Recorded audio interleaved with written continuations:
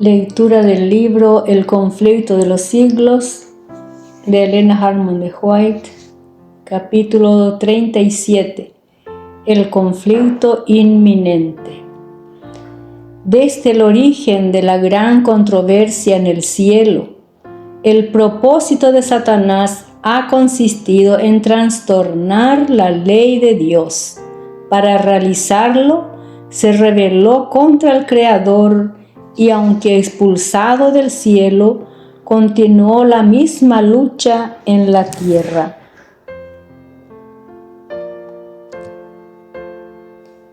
Engañar a los hombres para inducirlos luego a transgredir la ley de Dios. Tal es el objeto que él ha perseguido sin cesar.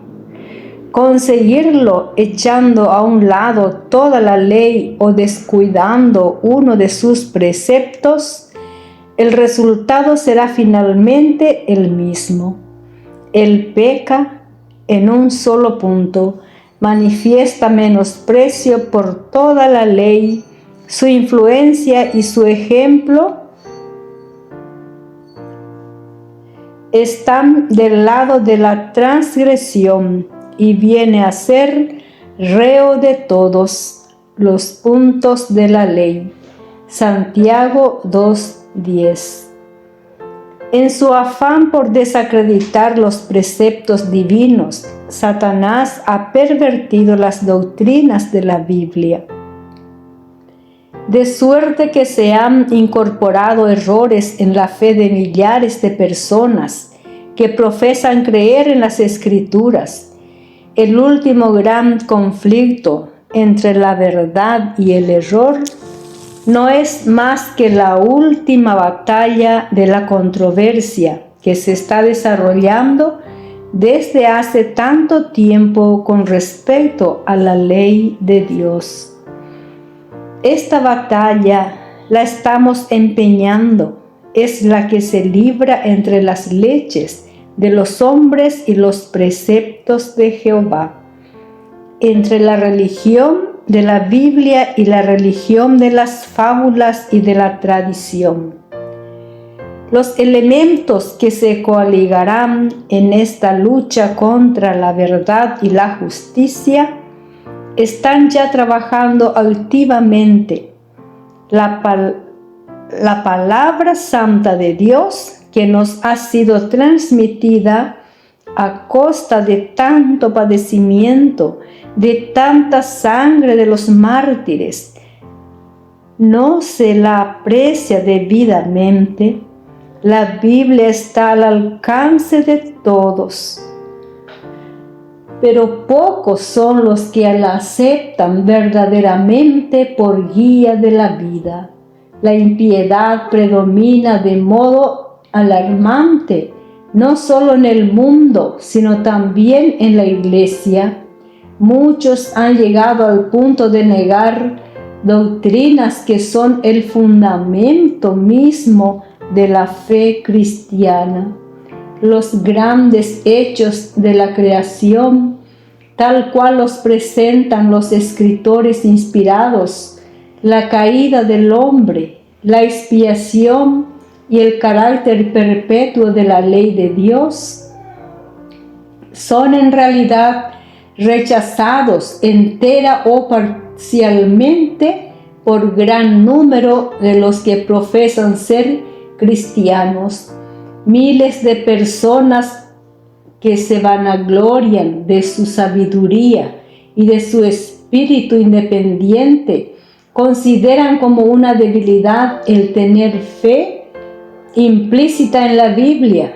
Piensan que es prueba de talento superior y científico argumentar con las Sagradas Escrituras y piensan que es prueba de talento superior y científico argumentar con las Sagradas Escrituras y espiritualizar y eliminar sus más importantes verdades. Muchos ministros enseñan a sus congregaciones y muchos profesores y doctores dicen a sus estudiantes que la ley de Dios ha sido mudada o abrogada, y que los que consideran ordenanzas de ella como si fueran aún válidas y que fueran aún impuestas a nuestro acatamiento, no merecen más que burla o desprecio. Al rechazar la verdad, los hombres rechazan al autor de ella. Al pisotear la ley de Dios, se niega la autoridad del legislador. Es tan fácil hacer un ídolo de falsas doctrinas y teorías como tallar un ídolo de madera o piedra. Al representar falsamente los atributos de Dios, Satanás induce a los hombres a que se formen de él falso concepto. Muchos han entronizado un ídolo filosófico en lugar de Jehová, mientras que el Dios viviente, tal cual está revelado en su palabra, en Cristo y en las obras de la creación, no es adorado más que por un número relativamente pequeño. Miles y miles deifican la naturaleza, al paso que niegan al Dios de ella. Aunque bajo forma diferente la idolatría existe en el mundo cristiano de hoy tan verdaderamente como existió entre el antiguo Israel en tiempos de Elías. El Dios de muchos así llamados sabios o filósofos, poetas, políticos, periodistas, el Dios de los círculos selectos y a la moda, de muchos colegios y universidades y hasta de muchos centros de teología, no es mucho mejor que Baal, el dios sol de los fenicios.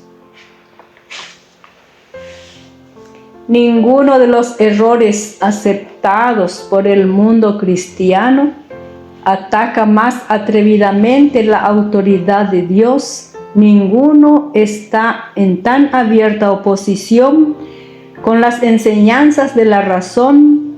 Ninguno es tan perniciosos resultados como la doctrina moderna que tanto cunde de que la ley de Dios ya no es más de carácter obligatorio para los hombres.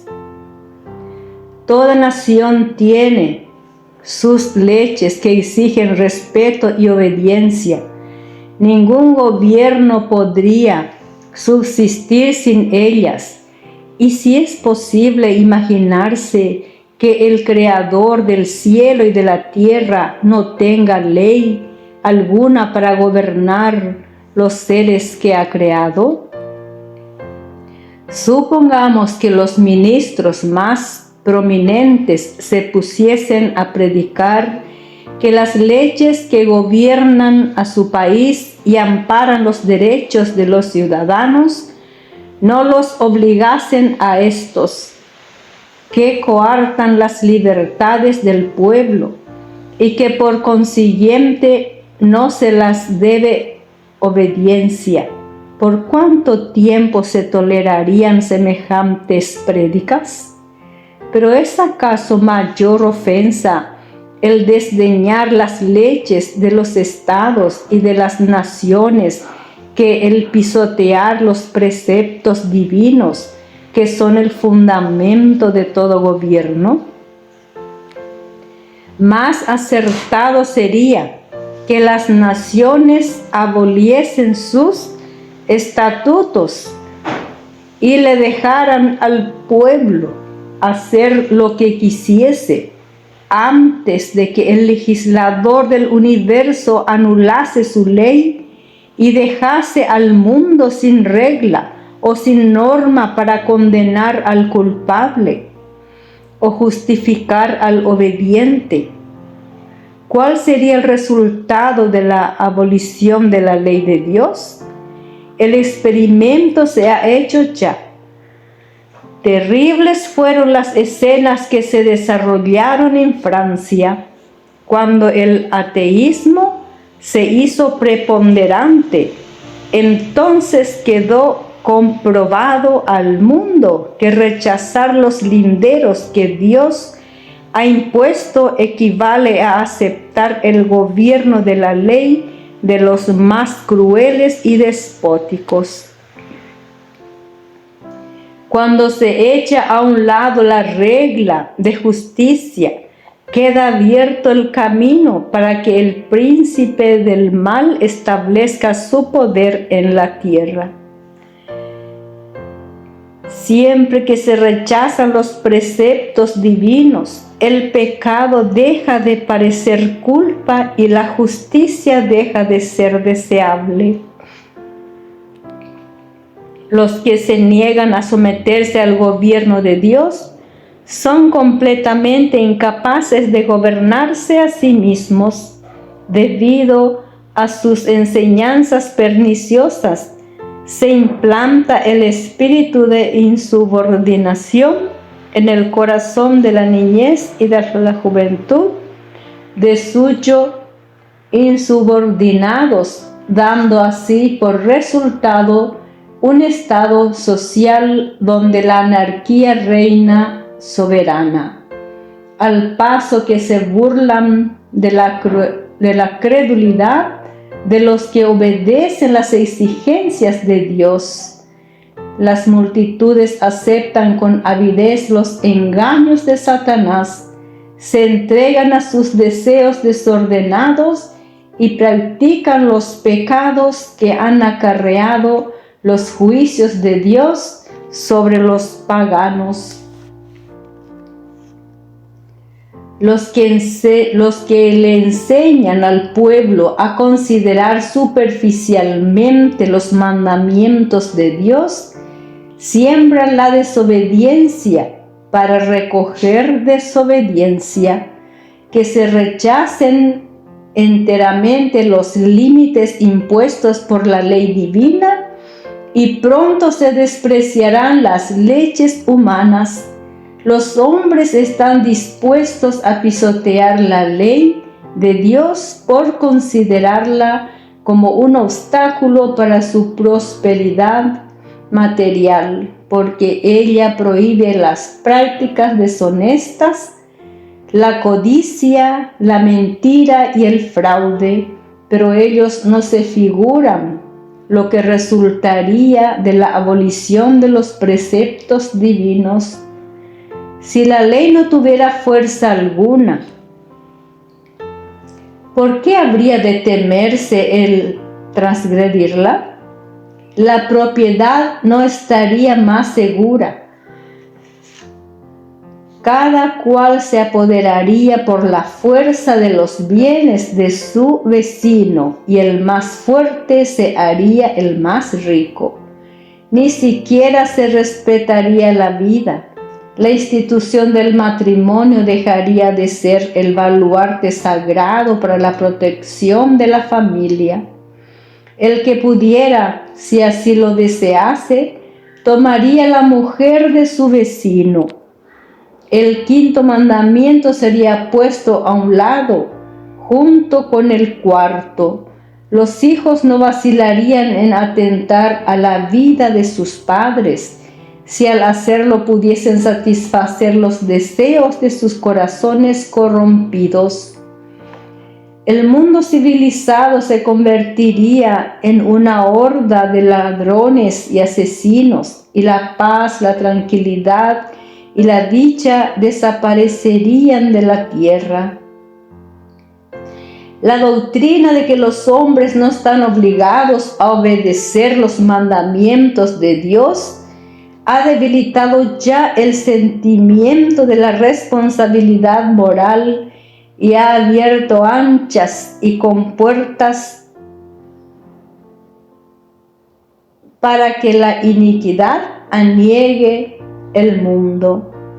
La licencia, La disipación y la corrupción nos invaden como ola abrumadora.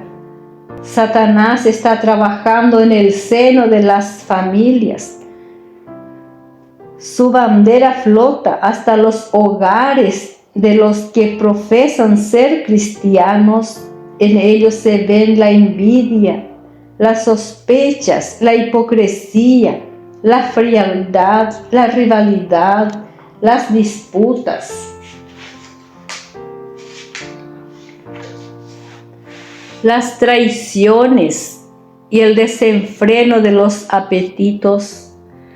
Todo el sistema de doctrinas y principios religiosos que deberían formar el fundamento y cuadro de la vida social parece una mole tambaleante a punto de desmoronarse en ruinas. Los más viles criminales echados en la cárcel por sus delitos son a menudo objeto de atenciones y obsequios como si hubiesen llegado a un envidiable grado de distinción. Se da gran publicidad a las particularidades de su carácter y de sus crímenes. La prensa publica los detalles escandalosas del vicio, iniciando así a otros a la práctica del fraude, del robo y del asesinato.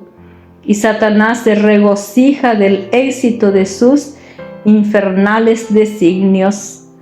La infatuación del vicio, la criminalidad, el terrible incremento de la intemperancia y de la iniquidad, bajo toda forma y en todo grado, deberían llamar la atención de todos los que temen a Dios para que vieran lo que podría hacerse para contener el desborde del mal. Los tribunales de justicia están corrompidos. Los magistrados se dejan llevar por el deseo de las ganancias y el afán de los placeres sensuales. La intemperancia ha obcecado las facultades de muchos, de suerte que Satanás los dirige casi a su gusto. Los juristas están pervertidos y sobornados, engañados. La embriaguez y las orgías, la pasión, la envidia, la mala fe, bajo todas sus formas, se encuentran entre los que administran las leyes. La justicia se mantiene a lo lejos, por cuanto la verdad está caída en la calle y la rectitud no puede entrar. Isaías 59, versículo 14. La iniquidad y las tinieblas espirituales que prevalecieron bajo la supremacía papal fueron resultado inevitable de la supresión de las Sagradas Escrituras. Pero ¿dónde está la causa de la incredulidad general, del rechazo de la ley de Dios y de la corrupción consecuente bajo el pleno resplandor de la luz del Evangelio en esta época de libertad religiosa? Ahora que Satanás no puede gobernar al mundo negándole las Escrituras, recurre a otros medios para alcanzar el mismo objeto. Destruir la fe en la Biblia responde tan bien a sus designios como destruir la Biblia misma, insinuando la creencia de que la ley de Dios no es obligatoria, empuja a los hombres a transgredirla tan seguramente como si ignorasen los preceptos de ella. Y ahora, en tiempos pasados, ha trabajado por intermedio de la Iglesia para promover sus fines. Las organizaciones religiosas de nuestros días se han negado a prestar atención a las verdades impopulares, claramente enseñadas en las Sagradas Escrituras. Al combatirlas, han adoptado interpretaciones y asumido actitudes que han sembrado al vuelo las semillas del escepticismo, atendiéndose al error papal de la inmortalidad natural del alma y al del estado consciente de los muertos. Han rechazado la única arma posible contra los engaños del espiritismo. La doctrina de los tormentos eternos ha inducido a muchos a dudar de la Biblia. Y cuando se le presenta al pueblo la obligación de observar el cuarto mandamiento, se encuentra que ha sido ordenada la observancia del reposo en el séptimo día, y como único medio de librarse de un deber que no desean cumplir, y muchos de los ministros populares declaran que la ley de Dios no es ya obligatoria. De este modo rechazan al mismo tiempo la ley y el sábado. A medida que adelante la reforma respecto del sábado esté rechazado de la ley divina para evitar la obediencia al cuarto mandamiento, se volverá casi universal.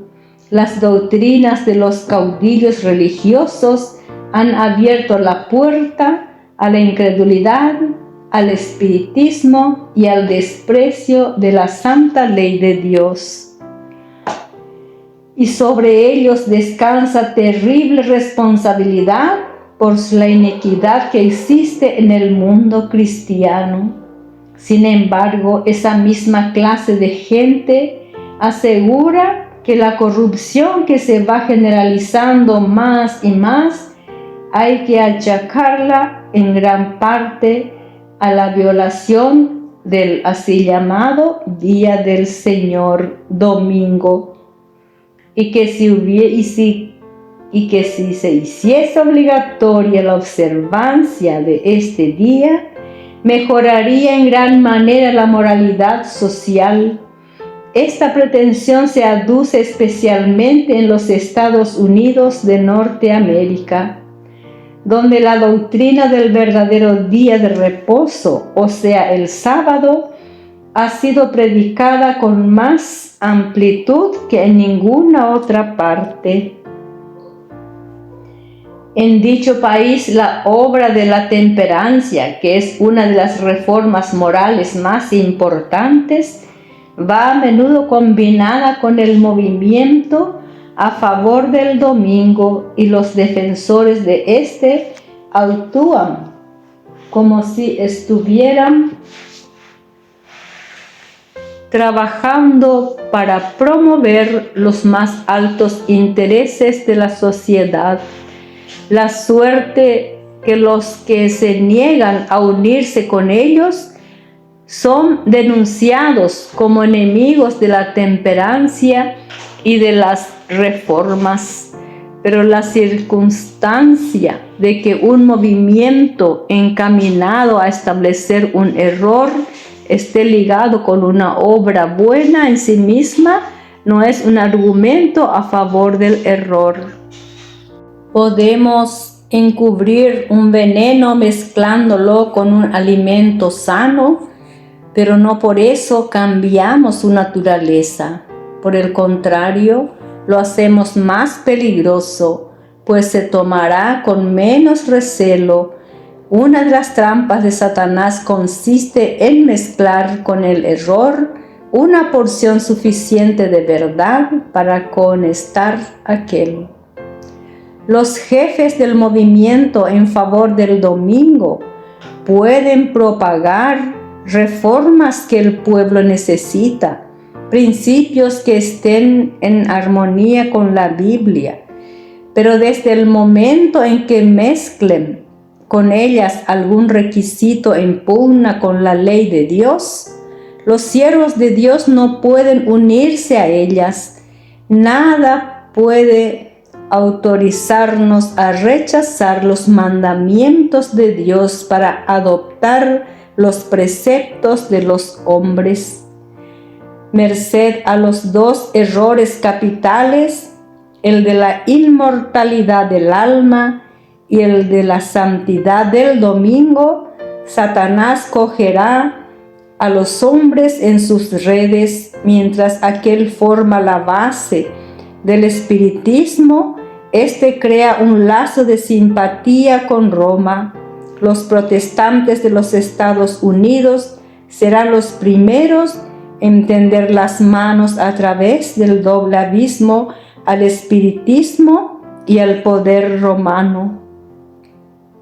Y bajo la influencia de esta triple alianza, ese país marchará en las huellas de Roma, pisoteando los derechos de la conciencia. Como el espiritismo imita más de cerca al cristianismo nominal de nuestros días, tiene también mayor poder para engañar y seducir.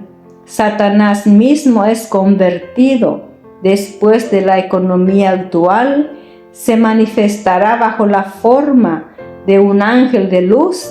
Por medio del espiritismo han de cumplirse milagros, los enfermos sanarán y se realizarán muchos prodigios innegables. Y como los espíritus profesarán creer en la Biblia y manifestarán respeto por las instituciones de la Iglesia, su obra será aceptada como manifestación del poder divino. La línea de separación entre los que profesan ser cristianos y los impíos es actualmente apenas perceptible. Los miembros de la Iglesia aman lo que el mundo ama y están listos a unirse con ellos. Satanás tiene resuelto unirlos en un solo cuerpo y de este modo robustecer su causa, atrayéndolos a todos a las filas del espiritismo. Los papistas que se jactan de sus milagros como signo cierto de que su iglesia es la verdadera, serán fácilmente engañados por este poder maravilloso, y los protestantes que han arrojado de sí el escudo de la verdad serán igualmente seducidos.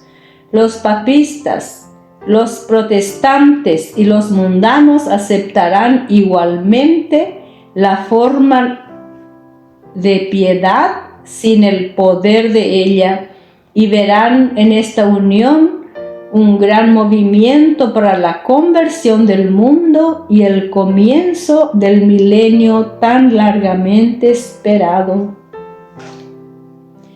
El espiritismo hace aparecer a Satanás como benefactor de la raza humana, que sana las enfermedades del pueblo y que profesa presentar un sistema religioso nuevo y más elevado, pero al mismo tiempo obra como destructor. Sus tentaciones arrastran a multitudes a la ruina.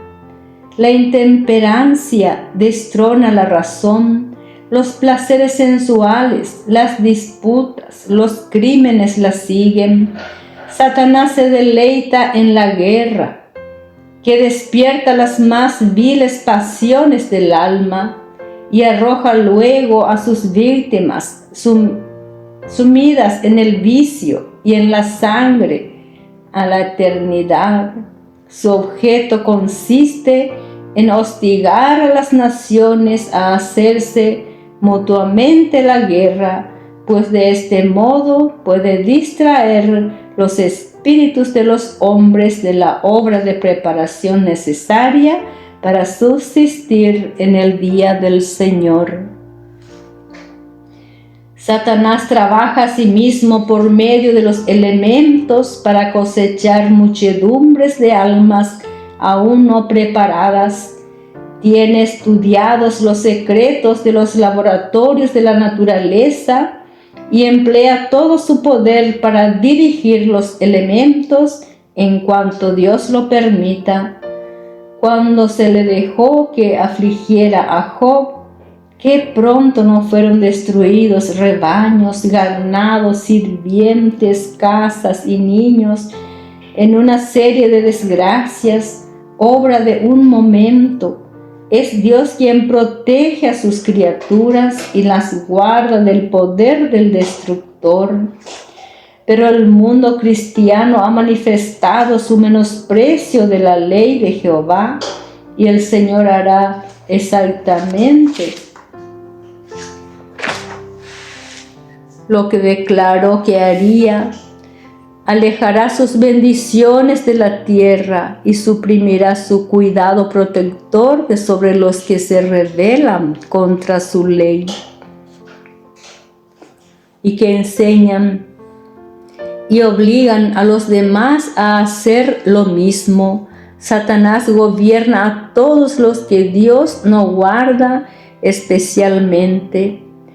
Favorecerá y hará prosperar a algunos a fin de perseguir mejor sus fines, y atraerá desgracia sobre otros, haciendo creer a los hombres que es Dios quien los aflige. Al par que se hace pasar por los hijos de los hombres como un gran médico que puede curar todas sus enfermedades, Satanás producirá enfermedades y desastres al punto que ciudades populosas sean reducidas a ruinas y desolación. Ahora mismo está trabajando, ejerce su poder en todos los lugares y bajo mil formas, en las desgracias y calamidades de mar y tierra, en las grandes conflagraciones, en los tremendos huracanes y en las terribles tempestades de granizo, en las inundaciones, en los ciclones, en las mareas extraordinarias y en los terremotos. Destruye las mieses casi maduras, siguiéndose la hambruna y la angustia, propagada por el aire, emanaciones metíficas y miles de seres perecen en la pestilencia. Estas plagas irán menudeando más y se harán más y más desastrosas.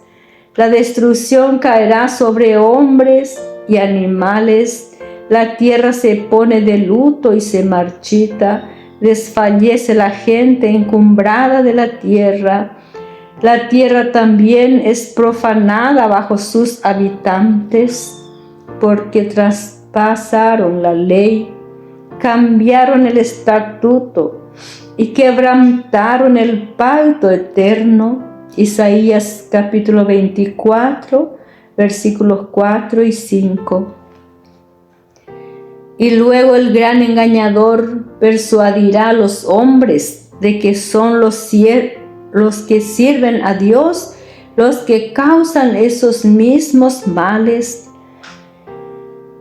La parte de la humanidad que haya provocado el disgusto de Dios lo cargará a la cuenta de aquellos cuya obediencia a los mandamientos divinos es una reconvención perpetua para los transgresores. Se hará sonar que los hombres ofenden a Dios violando el descanso del domingo, que este pecado ha traído calamidades que no concluirán hasta que la observancia del domingo no sea estrictamente obligatoria, y que los que proclaman la obligación del cuarto mandamiento, haciendo que se pierda así el respeto debido al domingo y rechazando el favor divino, turban al pueblo y alejan la prosperidad temporal. y así se repetirá la acusación hecha antiguamente al siervo de Dios y por motivos de la misma índole. Y sucedió luego que Acab vio a Elías, que le dijo a Acab: ¿Estás tú aquí, perturbador de Israel? A lo que respondió: no he perturbado yo a Israel, sino tú y la casa de tu padre, por haber dejado los mandamientos de Jehová y haber seguido a los Baales. Primera de Reyes, capítulo 18, versículo 17 y 18. Cuando con falsos cargos se haya despertado la cólera del pueblo, éste se portará con los embajadores de Dios de modo muy parecido a lo que hizo el apóstata Israel con Elías. El poder milagroso que se manifiesta en el espiritismo ejercerá su influencia en perjuicio de los que prefieren obedecer a Dios antes que a los hombres. Habrá comunicaciones de espíritus que declararán que Dios les ha enviado para convencer de su error a los que rechazan el domingo, afirmando que se debe obedecer a las leyes del país como a la ley de Dios. Se lamentarán de la gran maldad existente en el mundo y apoyarán el testimonio de los ministros de la religión de que la degradación moral se debe a la profanación del domingo. Grande será la indignación despertada contra todos los que se nieguen a aceptar sus aseveraciones. La política de Satanás en este conflicto final con el pueblo de Dios es la misma que la que empleó al principio de la gran controversia en el cielo. Hacía que si procurase la estabilidad del gobierno divino, mientras que por lo bajo hacía cuanto podía por derribarlo y acusaba a los ángeles fieles de esa misma obra que estaba así tratando de realizar. La misma política de engaño caracteriza la historia de la Iglesia romana. Esta ha profesado actuar como vicario del cielo, mientras trataba de elevarse por encima de Dios y de mudar su ley bajo el reinado de Roma.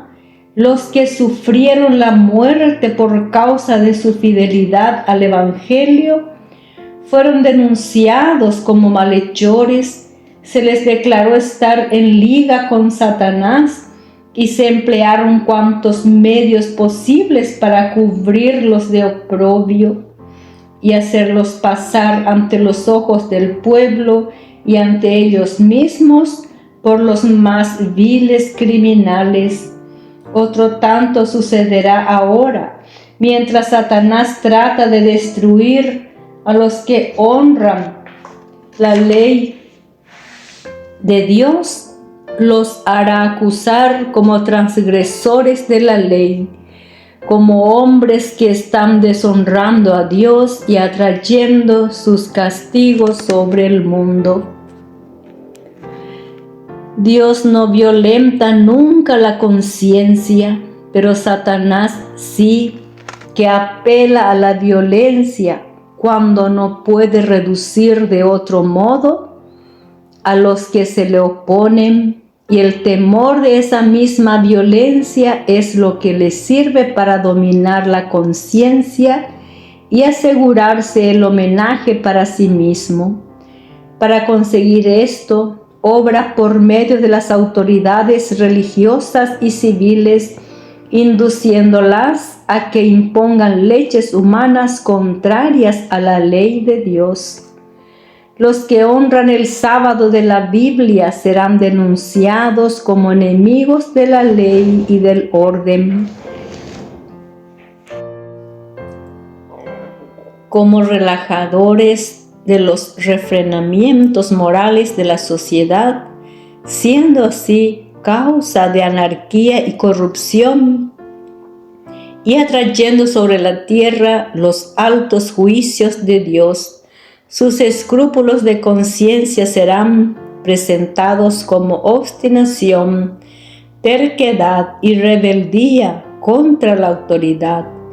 Serán acusados de deslealtad hacia el gobierno. Los ministros que niegan la obligación de observar la ley divina predicarán desde el púlpito que hay que obedecer a las autoridades civiles por haber sido instituidas por Dios. En las asambleas legislativas y en las cortes de justicia se calumniará y condenará a los que guardan los mandamientos. A sus palabras se les dará un tinte falso y a sus móviles las peores intenciones. Como las iglesias protestantes rechazan los argumentos claros de la Biblia en defensa de la ley de Dios, desearán con ansia imponer silencio a aquellos cuya fe no pueden rebatir con la Biblia. Aunque se nieguen a verlo, el hecho es que está asumiendo actualmente una actitud que dará por resultado la persecución de los que se niegan en conciencia a hacer lo que el resto del mundo cristiano está haciendo y a reconocer las pretensiones del día de reposo papal. Los dignatarios de la Iglesia y del Estado se unirán para hacer que todos honren el domingo y para ello apelarán al cohecho, a la persuasión o a la fuerza. La falta de autoridad divina se suplirá con ordenanzas abrumadoras. La corrupción política está destruyendo el amor a la justicia y el respeto a la verdad, hasta que en los Estados Unidos de la libre América se verá a los representantes del pueblo y a los legisladores doblegarse a las exigencias del pueblo en pro de una ley de observancia obligatoria del domingo a fin de asegurarse el favor público. La libertad de conciencia que tantos sacrificios ha costado no será ya respetada. En el conflicto que está por estallar, veremos realizarse las palabras del profeta. Airóse el dragón contra la mujer y se fue para hacer guerra contra el residuo de su simiente, los que guardan los mandamientos de Dios y tienen el testimonio de Jesús. Apocalipsis capítulo 12 y versículo 17. Mandamientos de la ley de Dios. Éxodo capítulo 20. Primer mandamiento. Yo soy Jehová tu Dios, que te saqué de la tierra de Egipto, de la casa de servidumbre. No tendrás otros dioses delante de mí. Segundo, no harás para ti escultura, ni semejanza alguna de lo que esté arriba en el cielo, ni de lo que esté abajo en la tierra, ni de lo que esté en las aguas debajo de la tierra. No te inclinarás a ellas, ni les darás culto, porque yo soy Jehová tu Dios, Dios celoso, que visito la iniquidad de los padres sobre los hijos hasta la tercera y la cuarta generación de los que me odian, y que uso de misericordia hasta con la milésima generación de aquellos que me aman y guardan mis mandamientos. Tercer mandamiento: no tomarás el nombre de Jehová tu Dios en vano, porque Jehová no tendrá por inocente al que tomare su nombre en vano. Cuarto mandamiento. Acuérdate del día del descanso para santificarlo. 6 días trabajarás y harás toda tu obra, mas el día séptimo es día de descanso, consagrado a Jehová tu Dios. No hagas en él obra alguna, tú, ni tu hijo, ni tu hija, ni tu siervo, ni tu sierva, ni tu bestia, ni el extranjero que habita dentro de tus puertas, porque en 6 días hizo Jehová los cielos y la tierra, el mar y todo cuanto en ellos hay, y descansó en el séptimo. Por tanto Jehová bendijo el día del descanso y lo santificó. Quinto mandamiento. Honra a tu padre y a tu madre, para que se prolonguen tus días sobre la tierra que Jehová tu Dios te da. Sexto mandamiento. No matarás. Séptimo mandamiento. No cometerás adulterio. Octavo mandamiento. No hurtarás. Noveno mandamiento. No hablarás contra tu prójimo falso testimonio. Décimo mandamiento. No codiciarás la casa de tu prójimo. No codiciarás la mujer de tu prójimo, ni su siervo, ni su sierva, ni su buey, ni su asno, ni cosa alguna que sea de tu prójimo.